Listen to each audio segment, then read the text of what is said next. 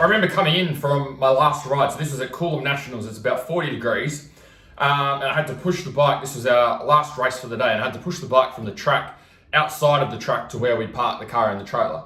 And for some reason, I can't remember if it was because of noise restrictions and being closer to houses, we weren't allowed to have the bikes on, so I couldn't even clutch it back to the car. And I remember I was just absolutely cooking. It was like 40 degrees. I've just done my 10 or 15 minute moto, last one of the day. It's the Nationals. I've been riding hard. The track's super rough. And I was just absolutely cooked. So for those of you that are new to the channel, my name is Andrew Hammer. I've worked with hundreds of riders of races from around the world to get them race fit and race ready. So for this particular race, I remember I was coming in, like it was super tough, super rough. Those of you that have ridden at Coolum, it's sand track and gets really, really rough when you've got a lot of riders there. And I remember I just sat in the trailer. We got at an enclosed trailer. It's 40 degrees. I've got all my gear on. And I remember just sitting there in the chair, in the enclosed trailer for what felt like an hour. I don't know how long it actually was. And I was just like, just trying to survive, just trying to get the air in. And so I had I'll get the words out eventually. I had a heap of things happening.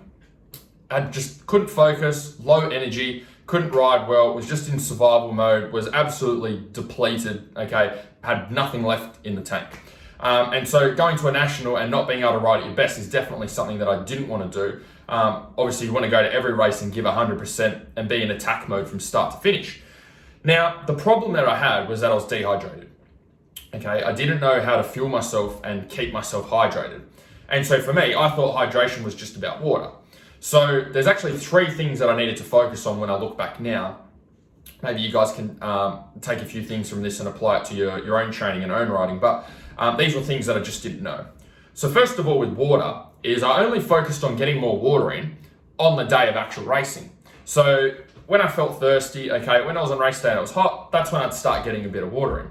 Now the problem with hydration is it takes a little bit of time for your body to become hydrated and then to keep it hydrated. So what I actually needed to be doing was working on roughly 30 to 40 mils of water per kilo of body weight in the days leading up to that race day. And especially because it was so hot there in Coolum in Queensland, I need to make sure I got onto that early. Okay, I should be doing that every day, but more so for the racing, I should have been doing that days before. So I was getting to race day and being hydrated. When I look back now, what was happening is I was probably on the verge of dehydration or definitely not 100% hydrated when racing was started. And so I was at a disadvantage from the start. So that was the first thing. The second thing that I didn't focus on was carbs.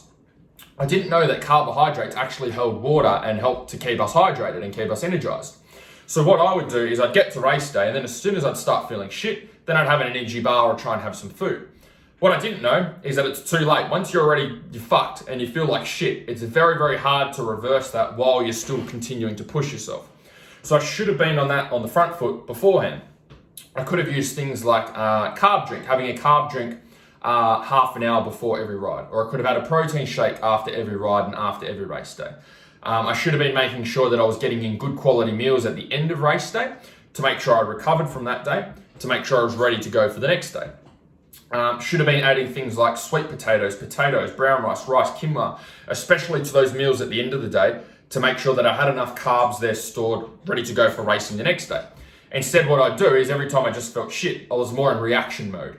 I was just, okay, I'll have an energy bar or I'll have some type of energy drink, or I'll have some Powerade, or have some glucose tablets, or I'll have some sugar, or have a few snacks. And so once I got to that stage, it was too late, okay? I never went downhill performance-wise and then took all of those things and then bounced straight back up, okay? I stayed down once I was down until I'd stop riding or give my body a bit of a break.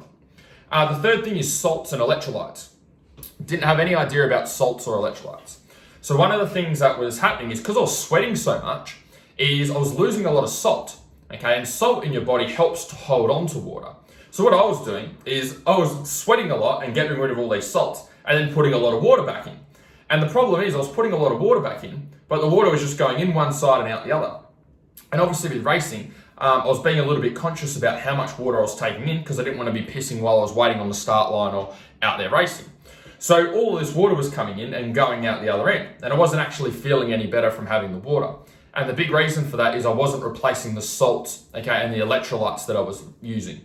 So how could I have done that? Number one, could have had a bit more of a focused approach with Powerades and Gatorades on race day to make sure I was replacing my electrolytes. But the other thing I could have done even on non-race days is just add a bit of salt to my water. So what I use with our riders now is we add about 2.5 grams of either pink salt, Himalayan salt, or sea salt to every litre of water.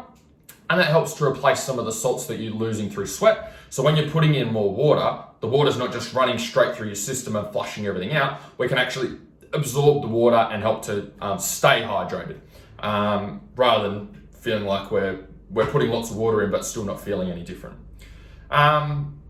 As always, if any of you guys are after some help with your riding and race fitness, or you've got some big goals for this year that you're working towards, if you'd like to work with me, you can apply by clicking on the link up here or down here. Otherwise, hopefully you enjoy this video, and I'll chat to you guys soon. See ya.